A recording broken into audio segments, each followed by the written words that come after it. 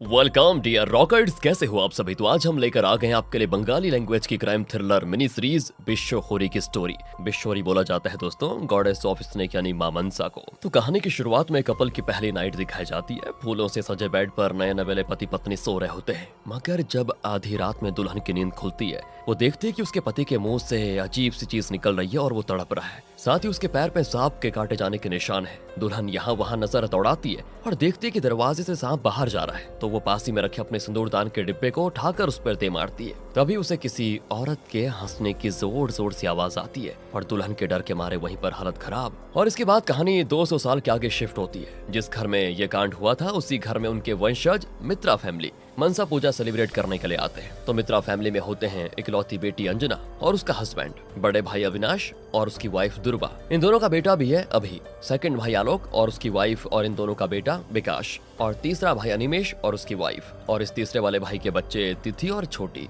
तिथि की वाइफ नंदिनी है और इन दोनों की 6 महीने पहले शादी हुई है। तो इस खानदानी घर में पहली बार नंदिनी की एंट्री हो रही थी। तो बंगालियों का फेवरेट रिचुअल दूध हलता को कैसे मिस किया जा सकता था। तो नंदिनी का देवर विकास मजाक भी उड़ाता है कि भाभी की कितनी बार ये रस्म करवाओगी बड़ी माँ। कोलकाता वाले घर में भी जब दूध वाला रस्म हुआ था तो भाभी गिर गई थी, बताओ कहीं इस बार भी गिर ना जाए। तो नंदिनी कहती नहीं नहीं, इस बार नहीं गिरूंगी, अब मुझे पता चल गया है। मगर वो गिर जाती है दोस्तों, जिससे फिर उसकी ननद छोटी और देवर विकास उसका खूब मजाक उड़ाते हैं। चलिए इस घर के पंडित जी भागते हुए आते हैं तभी, और नंदिनी से पूछते हैं कि बेटा तुम ठीक तो हो ना। वो जवाब देती है कि हाँ पंडित जी मैं ठीक हूँ। पंडित जी भी कहते हैं कि चलो चलो माँ मनसा के दर्शन कर लो जल्दी। तभी नंदिनी के ससुर जी अनिमेश कहते हैं कि देखो बेटा ये हमारी 200 साल पहले की धरोहर, एकदम विंटेज मूर्ति। इसके बाद पंडित जी कहते हैं कि आज तो माँ मनसा की पूजा घर की नई बहू ही करेगी। मगर अनिमेश कहता है कि मेरी बहू नास्तिक है पंडित जी, उसे भूत प्रेत और भगवान पे बिलीव नहीं है। और तब मजाक में नंदिनी का हस्बैंड तिथि कहता है कि हाँ पंडित जी, इसलिए इसको ब्लेसिंग देने की भी जरूरत नहीं है। तो पंडित जी छोटी को आरती करने को कहते हैं, मगर उसे तो आरती आती ही नहीं। तो नंदिनी कहती है डोंट वरी, मुझे आती है,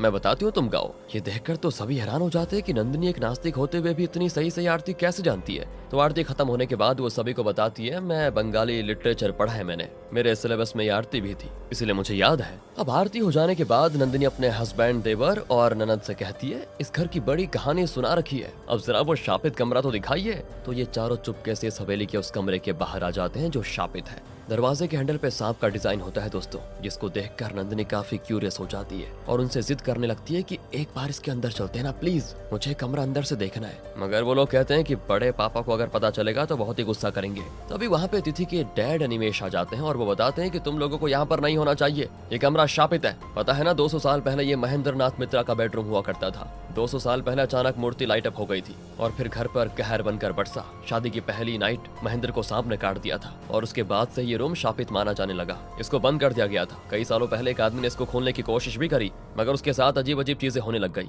और आखिर में उसने खुद की जान ले ली। इसलिए इस रूम को खोलना या खोलने की कोशिश भी करना अलाउड नहीं है यहाँ पर। तभी दोस्तों इस घर की मेड आकर यहाँ पे अगरबत्ती दिखाने लगती है। तभी अनिमेश कहते हैं कि देखो हम लोग यहाँ पर आए थे, बड़े भैया को मत बताना। वो कहती है ठीक है। इसके बाद वो दरवाजे के बाहर ही अगरबत्ती दिखाकर चली जाती है। तब इन लोगों को पंडित जी के हल्ला करने की आवाज आती है। तो पास आने पे पता चलता है कि घर की बेटी अंजना और उसके पति ये घर बेचना चाहते हैं, इसलिए अपने साथ वो एक एजेंट को लेकर आए होते हैं जो कि इनके घर को नाप रहा होता है, और इसी वजह से ये पंडित जी हल्ला कर रहे थे। अब जब पूरे घर वालों को पता चलता है कि अंजना घर को बेचना चाहती है ताकि बिकने पे जो पैसे आए उसमें से वो अपना हिस्सा लेकर निकल जाए, लेकिन ये तो तभी पॉसिबल है ना जब सबकी हाँ होगी। मामला गर्म होते हुए देखकर अनिमेश अपनी बहू की ओर इशारा करके कहता है कि बात संभालो, और तब बीच में नंदिनी टपक पड़ती है और कहती है कि चलिए ना मैंने चाय बनाई है, पी लीजिए। अब चाय की बात सुनकर सबका ध्यान चाय पे चला जाता है। ये देखकर नंदिनी की बड़ी सास दुर्बा उसकी तारीफ भी करती है कि वाह बेटा, तुमने तो झट से सबका ध्यान भटका ही दिया और सारी चीजें शांत करवा दी। फिर बात रात की है। पंडित जी मनसा माँ से माफी मांग रहे होते हैं कि माँ कोई गलती हो गई हो तो माफ कर दीजिएगा। तभी वहाँ पर नंदिनी आती है मिही दाना लेकर और कहती है ले लीजिए पंडित जी।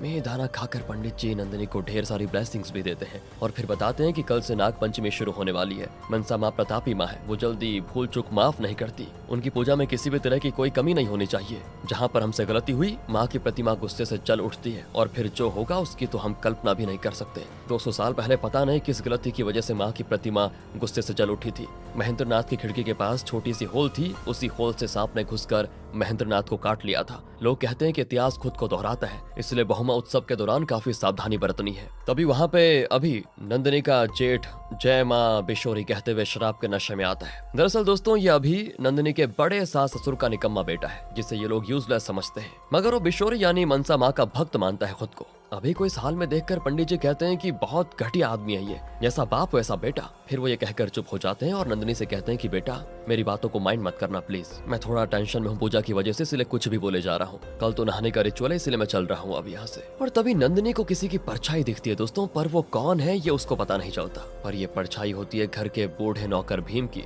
जो जाता है नंदिनी के बड़े ससुर अविनाश के पास और उनसे कहता है कि नंदिनी को पंडित जी से ज्यादा बातचीत करने के लिए मना कर दीजिए आप, बुढ़ापे की वजह से वो कब क्या बोल दे कुछ पता नहीं उस पंडित का। वहीं दोस्तों नंदिनी जब अपने कमरे में जाती है तो उसका पति उससे रोमांस करना चाहता है। वो तो उसकी तारीफों के पुल बांधना शुरू कर देता है, मगर नंदिनी का तो सारा ध्यान था पंडित जी की बातों पे। तभी नंदिनी की नजर घर में एक छोटे से होल पर पड़ती है और वो तुरंत एक कपड़ा डालकर होल बंद कर देती है। दूसरी ओर घर का नौकर भीम जंगल में होने वाले माँ मनसा और चंद सदागर का नाटक देखने के लिए जाता है और कोई जड़ी बूटी जैसी चीज खरीद कर लेकर आता है। वहीं नाटक में चंद सदागर, जो कि शिव भगवान का बहुत बड़ा भक्त था, उससे माँ मनसा बहस कर रही होती है कि मैं शिव की बेटी मनसा हूँ, तुम्हें मेरी भी पूजा करनी चाहिए, और वो मान नहीं रहा था। जिसके बाद माँ मनसा काफी गुस्सा हो जाती है और कहती है कि इससे पहले मेरा क्रोध और बढ़े तो मेरी पूजा करना शुरू कर दे। तो चंद तो उल्टा पुल्टा कह देता है कि तुम तो काणी हो यानी हाफ ब्लाइंड, और मैं एक ब्लाइंड लेडी के लिए पूजा भला क्यों करूं। तो माँ मनसा कहती है कि अगर तुमने मेरी पूजा नहीं की तो कोई भी इंसान मेरी पूजा नहीं करेगा, मुझे देवी होने का अधिकार तो चाहिए ही।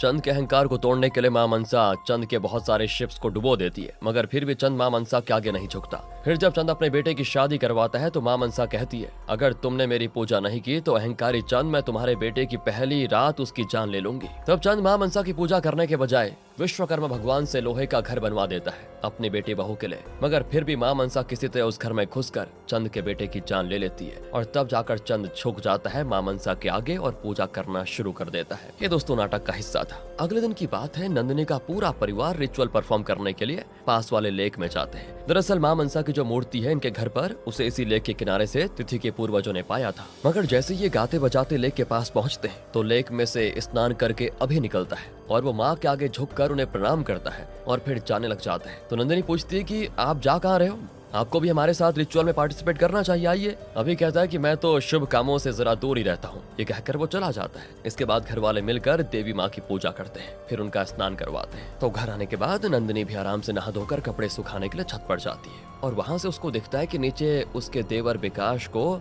2 लोग डरा धमका रहे हैं और अपने पैसे मांग रहे हैं। वहीं विकास उनसे कुछ और दिनों की मोहलत मांग रहा होता है। इसके बाद नीचे एजेंट आया होता है, वो शापित रूम के बाहर दोस्तों उसकी फोटो क्लिक कर रहा होता है। तभी पास वाले झूमर से उसको सांप दिखाई देता है जो उस एजेंट को काटने के लिए नीचे जाता है। अगर वो एजेंट पता ही क्या करता है, सामने में रखा हुआ बक्सा उठाकर उस सांप के ऊपर फेंक देता है और सांप का वहीं पर कचुमर बन जाता है। फिर रात में जब माँ मनसा की पूजा के लिए कर्टेन हटाया जाता है तो सभी डर जाते हैं, क्योंकि माँ मनसा की मूर्ति गुस्से में जल उठी थी। मूर्ति में से ग्रीन लाइट आ रही होती है। अब ये देखकर पंडित जी की हालत खराब, वो माफी मांगने लगते हैं और कहते हैं कि अरे कोई पंखा लाओ, मैं पंखा लगाकर माँ मनसा के गुस्से को ठंडा करने की कोशिश करूंगा। मगर किसी को नहीं पता था कि माँ का पंखा कहाँ है। तो पंडित जी कहते हैं कि मैं आप सभी से विनती करता हूँ कि जब तक माँ शांत नहीं हो जाती आप लोग आपस में लड़ाई झगड़ा नहीं करेंगे। फिर पंडित जी जाते हैं माँ का पंखा लेने के लिए अपने रूम में और वहाँ उन्हें माँ मनसा की परछाई दिखती है। इसके बाद हम माँ मनसा को शापित रूम में जाते हुए देखते हैं, मगर उनका चेहरा हमें नहीं दिखाया जाता, बस माँ मनसा की साड़ी और मुकुट वगैरह ही दिखाया जाता है। इधर घर वाले परेशान हो जाते हैं कि अभी तक पंडित जी लौटे क्यों नहीं, पर वो चेक करने जाते हैं और पंडित जी तो नहीं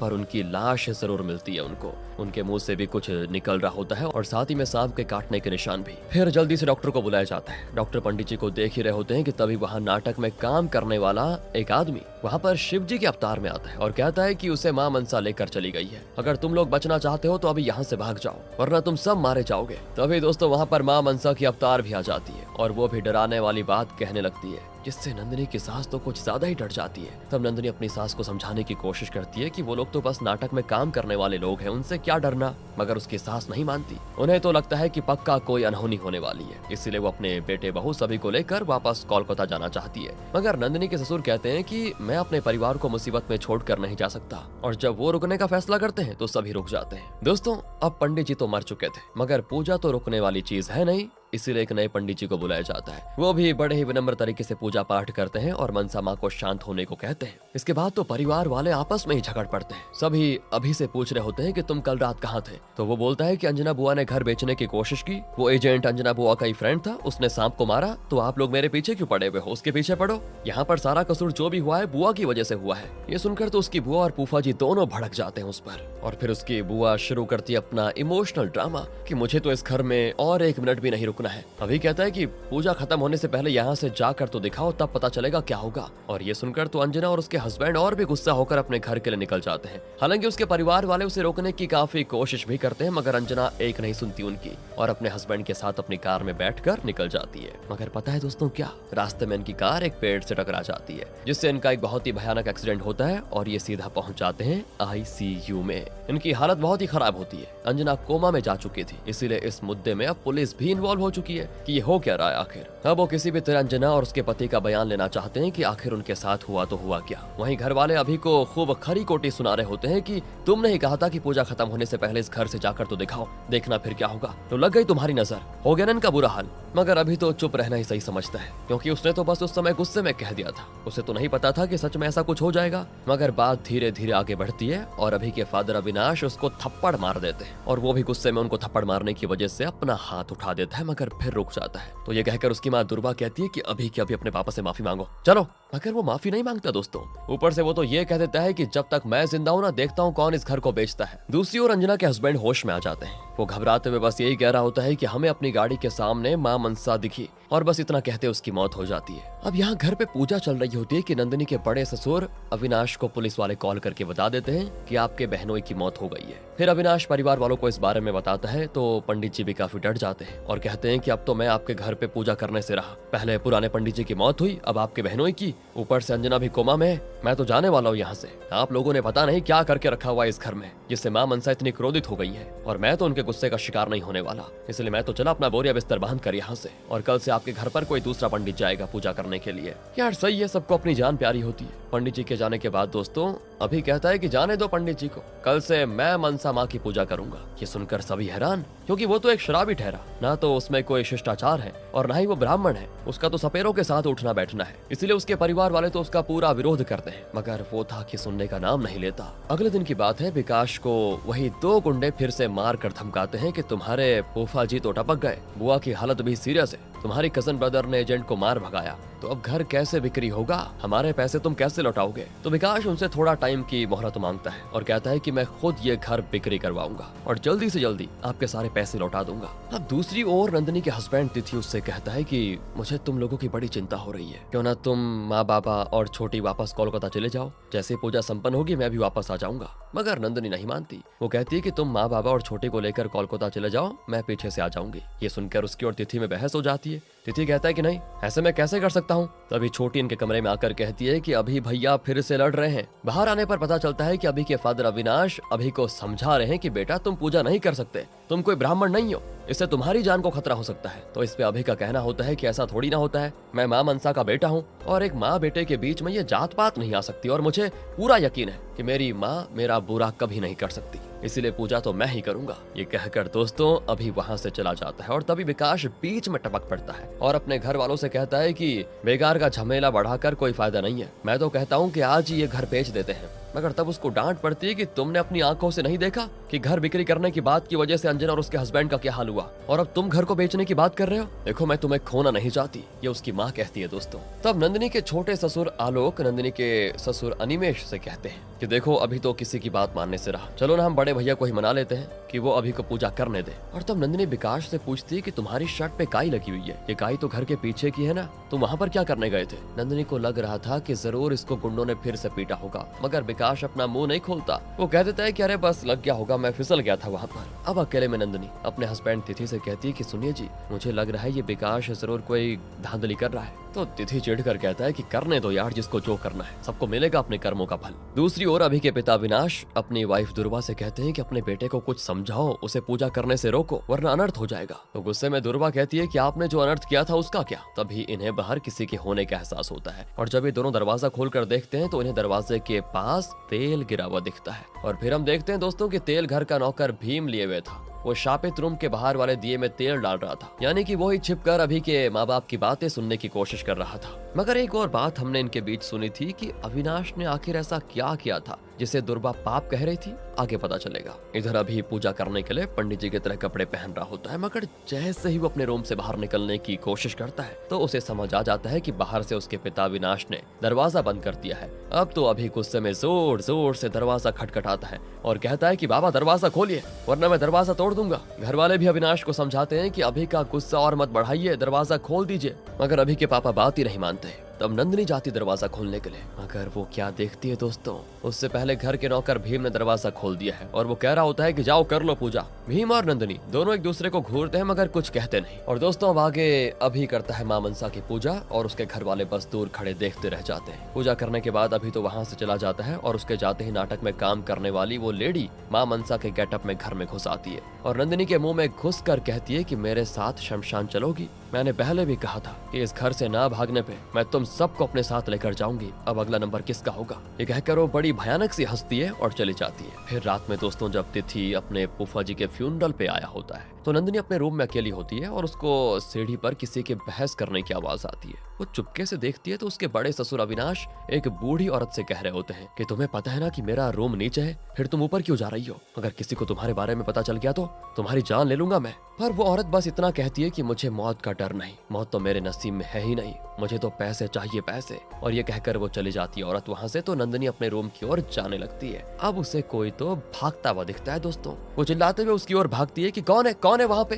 मगर नंदिनी एक बाल्टी से टकरा कर गिर जाती है और उठने पे देखती है कि किसी के अलता वाले पैरों के निशान है वहाँ। नंदिनी उसे फॉलो करती है तो वो निशान फॉलो करते करते अपनी ननद के कमरे में पहुंच जाती है और वहाँ उसे अपनी ननद बेहोश दिखती है। छोटी के हाथ पे भी सांप के कटने के निशान है। ये देखकर तो नंदिनी जोर जोर से चिल्लाकर घर वालों को बुला लेती है वहाँ पर और जल्दी छोटी को हॉस्पिटल लेकर जाया जाता है। इसके बाद तो नंदिनी अभी से खूब झमेला करती है, ये कहते हुए कि तुम ही हो सबके पीछे क्योंकि तुम्हारी सपेरों से अच्छी दोस्ती है। और अब पुलिस की भी एंट्री हो जाती है यहाँ। वो अभी के कमरे की अच्छे से तलाशी लेते हैं और इनको एक पुराने से बॉक्स में एक सांप भी मिल जाता है, जिससे क्या होना था, सभी की डर की मारे हालत खराब। तब अभी मुस्कुराते हुए उस सांप को अपने हाथ में उठा लेता है। ये देखकर तो तिथि अभी से लड़ने लग जाता है कि तुम कर क्या रहे हो, घर के अंदर सांप कौन रखता है। तभी वो सांप दोस्तों तिथि को डंक मार देता है और ये देखकर तो नंदिनी के डर के मारे हालत खराब कि कहीं इनको कुछ हो ना जाए। वो तुरंत तिथि को हॉस्पिटल लेकर जाना चाहती है मगर अभी कहता है कि अरे कुछ नहीं होगा, मेरा सांप जहर नहीं उगलता, इसका जहर पहले निकाला जा चुका है, ये जहरीला सांप नहीं है, ये मेरा पेट स्नेक है। तब जाकर सभी लोग थोड़े शांत होते हैं मगर नंदिनी कहती है कि जो इंसान बिना जहरीला सांप रख सकता है उसके लिए जहरीला सांप इस घर में लाना कोई बड़ी बात नहीं है। और फिर रात की बात होती है। अभी जाता है घर की मेड के पास और कहता है कि मैंने जो छिपा कर रखने को दिया था उसे तुमने सही से छिपा कर रखा है ना। तो वो हाँ में सर हिलाती है। इसके बाद अभी माँ मनसा की पूजा करता है। उस वक्त तिथि आता है और नंदिनी को बताता है कि माँ ने कॉल किया था, छोटी को होश आ गया है। नंदिनी कहती है तो मैं भी हॉस्पिटल चलूंगी, मगर जाने से पहले वो घर की मेड से कहती है देखो मैं तो छोटी से मिलने हॉस्पिटल जा रही हूँ, मगर तुम तब तक घर के लोगों पे नजर रखना, अगर कोई कुछ भी उल्टा सीधा करे तो उस बारे में मुझे तुरंत बताना। अब इसके बाद नंदिनी के जाते जाते वो छोटी से ये भी पूछती है कि तुम्हारे रूम में कोई आया था क्या। तभी पुलिस ऑफिसर आकर कहता है कि मैडम वो मेरा डायलॉग है, आप हटिए। फिर वो खुद छोटी से पूछते हैं कि कमरे में कौन आया था। छोटी बताती है कि मैंने माँ मनसा को देखा। और ये सुनकर तो सभी हैरान हो जाते हैं कि देवी माँ हमारे पीछे क्यों पड़ गई है, आखिर हमने ऐसी कौन से गुनाह कर दिए जो वो हमारे परिवार को नुकसान पहुंचाना चाह रही है। तब छोटी बताती है कि मैं तो अपने रूम में बेड पे बैठी हुई थी, तभी अचानक से गेट अपने आप खुला और इससे पहले कि मैं सही से कुछ देख पाती मेरे ऊपर राख फेंका गया, तभी मेरे हाथ पे कुछ काटा। उसके बाद मैंने माँ मनसा को देखा और फिर बेहोश हो गई। दोस्तों उधर घर पे नौकर और नौकरानी को कुछ ऐसा दिखाते हैं जिससे वो काफी शॉक्ड हो जाते हैं, मगर वो क्या देखते हैं ये अभी हमको नहीं दिखाया जाता। दूसरी ओर विकास जल्दी से उन नाटक वालों के घर पर जाता है और कहता है कि सुनो, मैंने तुम्हें छोटी के कमरे पे जाने को तो नहीं कहा था, तो फिर तुमने छोटी को क्यों डराया। ये सुनकर तो नाटक में काम करने वाले शिव और मनसा हैरान हो जाते हैं और कहते हैं कि हम दोनों तो छोटी के पास गए ही नहीं। यानी दोस्तों अब तक जो नाटक में काम करने वाले शिव और मनसा थे विकास के कहने पर ही उसके घर वालों को डरा रहे थे, भगवान के नाम पे, ताकि ये लोग जल्दी से घर को बेचकर वहां से निकल जाए और विकास को पैसे मिल जाए ताकि उसने जितनों से उधार लिया उनको चुका दे। मगर वो अपनी बहन छोटी से बहुत प्यार करता था, इसीलिए छोटी की यह हालत देखकर वो बहुत ही परेशान हो जाता है। और जब उसे पता चलता है कि मेरे बंदों ने तो छोटे को डराया ही नहीं, तो फिर आखिर डराया किसने, यही सोच सोच कर तो उसका दिमाग खराब होता जाता है। तभी दोस्तों घर का नौकर कॉल करके तिथि को बताता है कि यहाँ शापित रूम के बाहर अभी की लाश पड़ी है। मुंह से वही चीज निकल रही है और हाथ पे सांप के काटने के निशान। लीजिए दोस्तों, अभी तक तो अभी पे ही सभी शक कर रहे थे कि वो ही गोल मोल कर रहा है चीजों को, मगर ये क्या, यहाँ तो वो खुद ही मारा गया। अब अगली सुबह घर पे रोना धोने का फुल माहौल सेट होता है। पुलिस वाले अलग से आए होते हैं अभी की बॉडी का पोस्टमार्टम करने के लिए, मतलब उसको लेकर जाते हैं। वहीं सपेरों की जाति भी वहां पर आ जाती है और उन सपेरों की मुखिया दोस्तों वही ओल्ड लेडी होती है जो आपको याद होगा उस रात अभी के पिता से बहस कर रही थी पैसों के लिए। अब वो बुढ़िया सबके सामने कहती है कि सांप काटने से मरे हुए लोगों की बॉडी पे सपेरों का हक होता है, अभी की लाश हमें दे दो। मगर ऑफिसर बीच में कहते हैं कि नहीं, पहले हम इसका पोस्टमार्टम करवाएंगे तभी बात आगे बढ़ेगी। तभी नंदिनी के ससुर अनिमेष कहते हैं अभी घर का बड़ा बेटा था, हम उसकी बॉडी को रिस्पेक्ट देते हुए प्रॉपर अंतिम संस्कार करना चाहते हैं, इसलिए बॉडी किसी को नहीं देंगे। वो बुढ़िया कहती है कि जब वो जिंदा था तब तो तुम लोगों ने उसकी रिस्पेक्ट नहीं की, और अब बड़े आए रिस्पेक्ट करने वाले। सांप के कटने से मरने के बाद हमारे खुद के कुछ रिचुअल्स होते हैं, वो हमें परफॉर्म करने ही होंगे।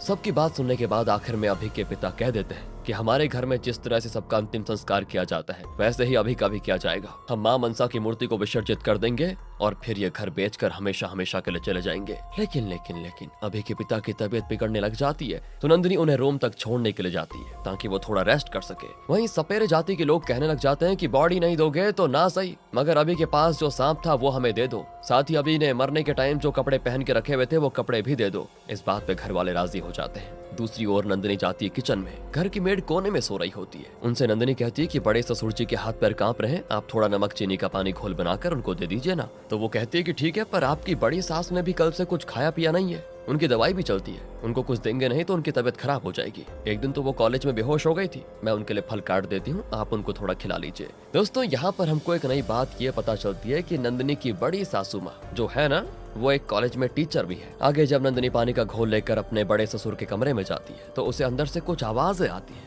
जिसमें घर का नौकर भीम अविनाश से झमेला कर रहा होता है कि आपको इतना गुस्सा आ गया अभी के पूजा करने से, है कि आपने उसकी जान ही ले ली। तो गुस्से में अविनाश कहते हैं कि अरे कोई बाप अपने बेटे की जान कैसे ले सकता है, ये क्या नाम सुना पक रहे हो यहाँ पर। तो वो नौकर कहता है कि बाप, ये मत भूलिए कि मैं आपके लिए पिछले 35 सालों से सपेरों के पास से जड़ी बूटी लेकर आ रहा हूँ। और तभी इनको रियलाइज होता है कि दरवाजे पर कोई है, तो ये लोग चुप हो जाते हैं और फिर नंदिनी उनको पानी दे देती है। दूसरी ओर पुलिस ऑफिसर माँ मनसा से हाथ जोड़कर प्रार्थना करते हुए कहते हैं कि मैं तो बस अपनी ड्यूटी कर रहा हूँ माँ, प्लीज इनके लिए मेरी जान मत ले लीजिएगा, मुझे अपनी ड्यूटी करते हुए अभी की बॉडी का पोस्टमार्टम करवाना ही होगा। तभी नंदिनी आकर कहती है कि पोस्टमार्टम रिपोर्ट मुझे कब तक मिल जाएगी। वो कहते हैं कि प्राइमरी रिपोर्ट तो शाम को ही मिल जाएगी। नंदिनी कहती है वो छोड़िए, मुझे बस अभी के ब्लड टेस्ट रिपोर्ट्स चाहिए, मुझे जानना है कि उनका ब्लड ग्रुप कौन सा था, साथ ही मुझे जंगल में रहने वाले उन बहरूपियों के बारे में भी पता लगाना है जो हमारे घर पे माँ मनसा और भगवान शिव के वेश में आते थे और अपनी बातों से डरा धमका कर जाते थे। तब ऑफिसर कहता है कि आपको अभी तक समझ नहीं आया क्या, ये सब माँ मनसा के क्रोध का नतीजा है। नंदिनी कहती है कि अगर माँ मनसा खुद भी आकर कहेगी ना कि ये सब मैं कर रही हूँ तो मैं यकीन नहीं करने वाली। माँ मनसा के पास और कोई दूसरा काम नहीं है कि अगर वो धरती पर आकर इस तरह इंसानों को मार रही है, वो भी सांप से कटवा कर, कोई लॉजिक है इस बात का।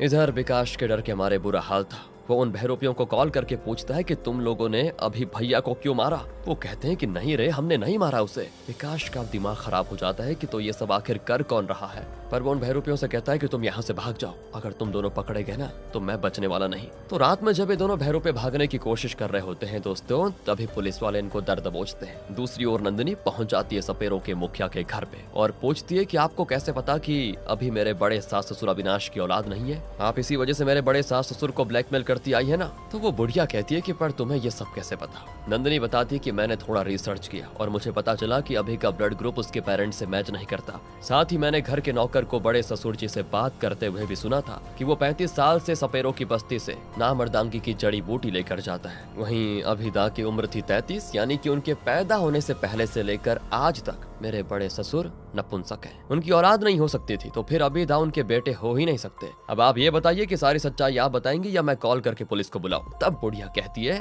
पर मैंने किया ही क्या है। तो नंदिनी जवाब देती है कि आपने मेरे बड़े ससुर को पैसों के लिए ब्लैकमेल किया है, क्या पता आपने अपने सपेरों के जरिए हमारे घर वालों की जान भी ली हो। पुलिस के डर से अब बुढ़िया अपना मुंह खोलना शुरू करती है और बताती है कि मैं अपने हाथों से अभी को इस दुनिया में लाई थी। दरअसल तुम्हारे घर का जो नौकर है ना भीम, अभी उसी का बेटा था। मैंने ही उसकी माँ की डिलीवरी करवाई थी। अभी को जन्म देते वक्त उसकी माँ की मौत हो गई थी। इसी मौके का फायदा उठाया तुम्हारे बड़े ससुर अविनाश ने और उसने भीम को पैसे देकर उसका बेटा खरीद लिया, ये कहते हुए कि तुम्हारी बीवी तो मर ही गई, अब इसका लालन पालन कौन करेगा। मेरी वाइफ को बच्चे की बड़ी चाहे तो तुम्हारे बेटे को बहुत प्यार करेगी वो और अच्छे से उसकी परवरिश करेगी। ये बातें कही थी तुम्हारे बड़े ससुर ने उस भीम को। तब जाकर नंदिनी को समझ में आता है कि यही रीजन था कि बड़े ससुर जी अभी को ये पूजा नहीं करने देना चाहते थे, क्योंकि अभी में खून एक लोअर कास्ट के आदमी का था। तब बुढ़िया बताती है कि भीम तुम्हारे बड़े ससुर को मर्दांगी की जड़ी बूटी ला कर देता है। ये बात हाल फिलहाल में अभी को पता चल गई थी, जिससे अभी को समझ में आ गया था कि अविनाश उसका बाप नहीं है। इसलिए अभी ने जानबूझकर पूजा करने की जिद की ताकि मजबूर होकर तुम्हारे बड़े ससुर अपना मुंह खोल दे कि अभी हमारा खून नहीं है। मगर तुम्हारे बड़े ससुर ने तो अपनी मर्दांगी बचाने के लिए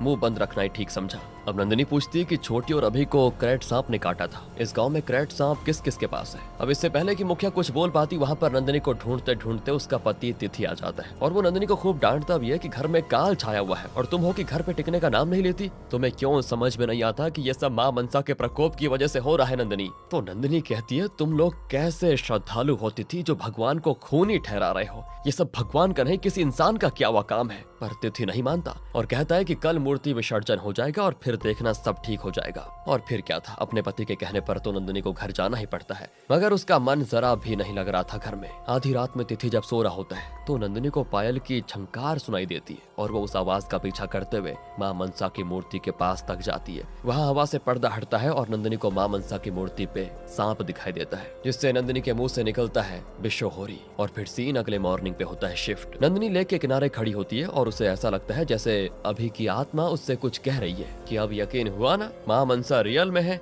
अब तो तुम नास्तिक नहीं रही। तभी तिथि की आवाज आती है और वो नंदिनी को पुकार रहा होता है। तो अभी की आत्मा कहती है जाओ, तुम्हारा पति तुम्हें बुला रहा है। और एकदम से नंदिनी को होश आता है और वो देखती है कि उसके परिवार ने चारों ओर से उसको घेर रखा है। वो लोग बताते हैं कि तुम तो आंगन में बेहोश हो गई थी, क्या हुआ था तुम्हें। पर वो उनकी बातों का जवाब दिए बिना फिर से आंगन में जाती है और माँ मनसा की मूर्ति को देखते हुए कल रात की बातें याद करती है और फिर अपने परिवार वालों से कहती है कि माँ की आखिरी पूजा मैं अपने हाथों से करूंगी। इसके बाद वो अपने बड़े ससुर से कहती है कि अभी दा की तो अब मौत हो चुकी है, अब तो वो अपना सच जानना डिजर्व करते हैं। अभी भी क्या आप चुप रहेंगे ससुर जी। तब उसकी बड़ी सास दुर्वा बोल पड़ती है सबके सामने कि अभी हमारी औलाद नहीं था, वो भीम का बेटा था जिसे हमने पाला पोसा था। सभी शॉक्ड हो जाते हैं और तब नंदिनी की सास और छोटी सास कहती है कि इतने सालों से इन्होंने हमसे ये राज छुपा के रखा, पता नहीं अभी भी हमसे और क्या क्या इन लोगों ने छिपाया हुआ है। शायद इन्हीं की कुछ करतूतों की वजह से माँ मनसा का प्रकोप फूटा हुआ है। इसके बाद नंदिनी और तिथि जाकर छोटे को हॉस्पिटल से डिस्चार्ज करवा कर घर लाते हैं और घर आने पे इनको बाहर में पुलिस की गाड़ी भी खड़ी दिखती है।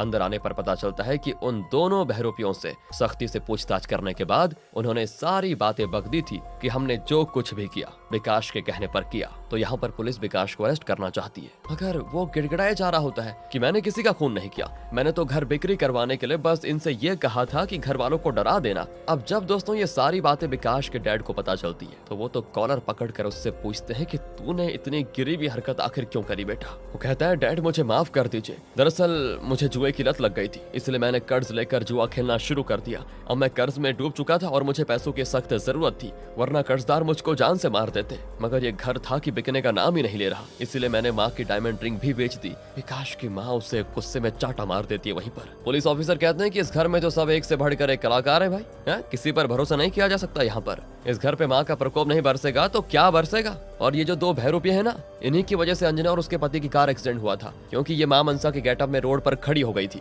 और उन्होंने डर के मारे गाड़ी साइड में मोड़ दी और आखिर में एक पेड़ से जाकर टकरा गए। फिर अंजना कोमा में चली गई और उसके पति की मौत हो गई। फिर आगे विकास बताता है कि मैंने तो नंदिनी भाभी के इयररिंग्स भी बेच दिए। विकास की माँ उसको फिर से झापड़ लगाती है, लेकिन तब नंदिनी के ससुर जी कहते हैं कि हम तो विकास पे कोई केस नहीं करना चाहते, घर का बच्चा है, गलती कर दी उसने, इसे हम अपनी तरह से सजा देंगे, साथ ही इन दोनों बहरूपियों को छोड़ दीजिए ऑफिसर। दोस्तों इसके बाद अभी के अंतिम संस्कार की तैयारी होती है। उसके लाश को अग्नि देने का अभी के रियल फादर भीम को ही दिया जाता है काम। वो भीम के साथ बिताए हुए पलों को याद करते हुए रोते तड़पते हुए उसकी लाश को अग्नि देते हैं। फिर नंदिनी जिंदगी में पहली बार पूजा करती है और माँ मनसा से कहती है कि 200 साल पहले आपने महेंद्रनाथ को उसकी पहली नाइट पे क्यों मारा, ये आज तक किसी को पता नहीं चला। मगर अब देखना यह है कि मैं आज फिर से उस कमरे को फूलों से सजाऊंगी और नई नवेली दुल्हन की तरह सज धज कर रात को पहली नाइट सेलिब्रेट करूंगी। मुझे देखना यह है कि आप मेरे पति की जान लेती हो या फिर नहीं। सभी डर जाते हैं दोस्तों ये सुनकर कि नंदिनी पागल हो गई है क्या, माँ मनसा को चैलेंज कर रही है। पर कोई नंदिनी को रोक नहीं पाता। वो फूलों से सजे बेड पर अपने हस्बैंड को सुलाती है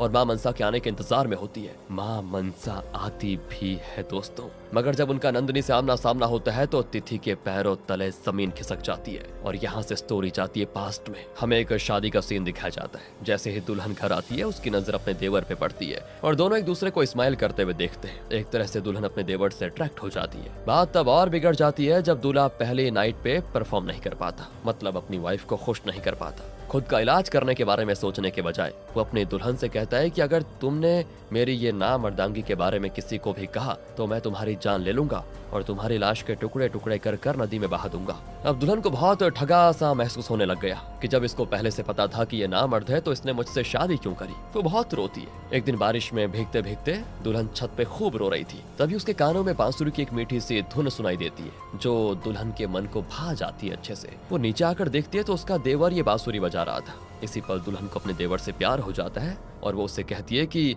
आज से मनसा माँ का नाटक होने वाला है जंगल में, क्या आप मुझे वो दिखाने के लिए लेकर जाएंगे। देवर राजी हो जाता है, मगर तकदीर को दुल्हन की ये खुशी भी शायद बर्दाश्त नहीं थी। जब ये दोनों नाटक देखकर रात में जंगल के रास्ते से घर को आ रहे थे तभी देवर को सांप काट लेता है पैर पर। तब पास के सपेरों की बस्ती में दुल्हन अपने देवर को लेकर जाती है, उसका इलाज भी करवाती है। देवर की तो डर के मारे बुरे हाल थे कि अगर किसी को पता चल गया कि मैं अपनी नई नवेली भाभी के साथ रात में यहाँ पर नाटक देखने के लिए गया तो बात का बतंगड़ बन जाएगा। इसलिए वो भाभी से कहता है कि भाभी इस बारे में किसी को मत बताइएगा प्लीज। तो वो भी इसको सीक्रेट रखने के लिए मान जाती है। फिर चोरी चुपके दुल्हन अपने देवर की सेवा पानी करने में लग जाती है क्योंकि किसी को नहीं पता था कि उसे सांप ने काटा है। अब इस दौरान वो अपने हाथों पे कंट्रोल नहीं रख पाती और गलत तरीके से देवर को टच करने लग जाती है। उसका देवर ऑफेंड हो जाता है, मतलब वो इस नाजायज रिश्ते के साफ खिलाफ था। वो इससे साफ इनकार कर देता है कि हमारे बीच ऐसा कुछ नहीं हो सकता। अब रात में दुल्हन का पति तो आराम से सो जाता है घोड़े बेचकर और दुल्हन को बड़ी बेचैनी होती है। उसकी मतलब फिजिकल नीड्स पूरी नहीं हो पाती। वो खुलकर एक बार अपने देवर से भी इस बारे में बात करती है, मगर देवर कहता है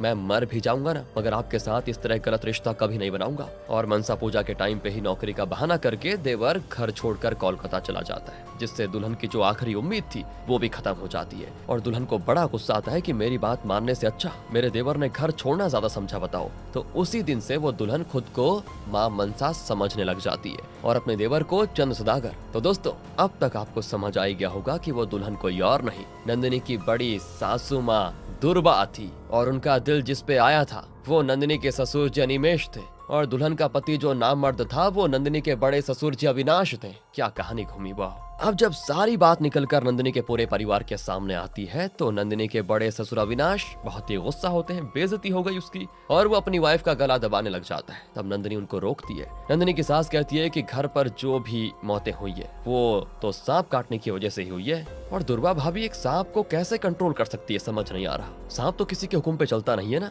कि अगर कोई आदमी सांप को कहे कि काट और कहे ना काट तो इस तरह थोड़ी करेगा। और तब नंदिनी कहती है कि एग्जैक्टली इसी सवाल ने तो मेरा दिमाग खराब करके रखा हुआ है। अगर सांप काटेगा तो वो पैर के पास काटेगा ना, और अगर वो किसी की बॉडी पे चढ़ेगा तो आदमी चिल्लाना भागना शुरू कर देगा खुद को बचाने के लिए। मगर ऐसा तो कुछ भी नहीं हुआ। जिस रात छोटी को सांप ने काटा था उस रात मैंने अभी को देखा था, वो कुछ तो झुककर उठा रहा था और मेड से पूछने पर पता चलता है कि अभी को उस रात अपनी माँ की बिछिया मिली थी, उसे ही अभी ने मेड को संभाल कर रखने को दिया था। यानी दोस्तों अभी अपनी माँ की सच्चाई जान चुका था कि वो ही मनसा बनकर छोटी की जान लेना चाह रही है ताकि वो अपने देवर अनिमेष से बदला ले पाए, क्योंकि देवर ने प्रपोजल रिजेक्ट कर दिया था ना दोस्तों। और जब इस बार भी सभी लोग घर आए ना तो दुर्बा ने नंदिनी के ससुर यानी अनिमेष को हक करने की कोशिश की और कहा कि इतने सालों से मेरी नीड पूरी नहीं हुई है, अब तो मुझे कैंसर भी हो गया, मैं मरने वाली हूँ, प्लीज एक बार मुझे प्यार से गले लगा लो। मगर अनिमेष नहीं माने और खरी खोटी सुना दी उसको। इतने सालों से दुर्बा ने अपने मन में अपने देवर के लिए जहर खोल के रखा हुआ था और अब वो और भी ज्यादा बढ़ गया था। पता है दोस्तों जो पहले वाले पंडित जी थे उन्होंने दुर्बा को अनिमेष से चिपकते हुए देख लिया था, दोनों को यहाँ तक पकड़ भी लिया था। इसी वजह से दुर्बा ने पंडित जी को अपने रास्ते से हटा दिया। फिर नंदिनी कहती है पता है मेरे दिमाग में एक और चीज खटकी। ऐसा कहा जाता है कि शापित रूम 200 सालों से बंद है फिर उसके ताले में ना तो कोई जंग लगी हुई है ना धूल मिट्टी। ऐसा तो तभी पॉसिबल है जब उसे कोई रेगुलरली खोलता या बंद करता हो। मैंने मेड से कहकर एक मास्टर की बनवाई और उस रूम में जाकर देखा तो मुझे वहाँ पर पता है क्या मिला? ससुर जी की बांसुरी, जो वो अपनी जवानी के दिनों में बजाया करते थे, और उस बांसुरी के अंदर ग्रेट सांप मिला। दुर्गा माँ के बारे में पता लगाने के लिए उनके कॉलेज भी गई मैं, और वहाँ मुझे पता चला कि वो तो जीव जंतुओं की प्रोफेसर है और हाल ही में उनके कॉलेज से एक क्रेट सांप गायब भी हुआ है। बस तो मुझे समझ में आ गया कि दुर्गा माँ ने वो क्रेट सांप को बांसुरी के अंदर भर के रखा हुआ है ताकि बांसुरी के छेद से वो सांस भी लेता रहे, और बांसुरी का मुंह बंद कर देने से वो बाहर भी नहीं निकल पाएगा मगर जिंदा रहेगा। और जब उन्हें किसी को कटवाना हो तो पहले वो एक बेहोशी वाले पाउडर से अपने विक्टिम को बेहोश कर देती और फिर बांसुरी का मुंह हल्का सा खोल कर बाइट करवा देती हाथ में, और फिर बांसुरी के मुंह को दोबारा बंद कर देती, जिससे उनका काम इजी हो जाता। और रही बात माँ मनसा के जल उठने की, तो जिस रात में बेहोश हुई थी ना, उस रात माँ मनसा ने मुझे खुद गाइड किया था। उनके ऊपर एक सांप आकर बैठा हुआ था और मुझे देखने के बाद वो सांप मूर्ति से उतरकर जाने लग गया। तब मैंने एक चीज नोटिस की कि जहाँ जहाँ पे वो सांप मूर्ति में रेंगा था वहाँ से ग्रीन लाइट खत्म हो गई, और जहाँ से सांप रेंग कर जमीन पर गया वहाँ की जमीन लाइट करने लगी। इसका मतलब यह है कि दुर्गा माँ ने फास्फोरस लाकर माँ की मूर्ति पे लगा दिया था, जिसकी वजह से माँ की मूर्ति जल उठती थी। फिर जो भी दुर्गा माँ के रास्ते में आया उसे उन्होंने सांप से कटवा कर मार डाला और सारा इल्जाम माँ मनसा पर लगा दिया। तो दोस्तों, अब पंडित जी और अभी के कत्ल के साथ साथ छोटी के कत्ल करने के जुर्म में दुर्गा को अरेस्ट कर लिया जाता है। वहीं नंदिनी आस्तिक बन जाती है और माँ मनसा की भक्त। इसी के साथ ये खतरनाक घुमावदार कहानी होती है खत्म। बाकी आपको स्टोरी कैसे लगी कमेंट करके बता दीजिए। मिलते हैं आपसे अगली वीडियो में। ध्यान रखिए अपना। Thanks for watching.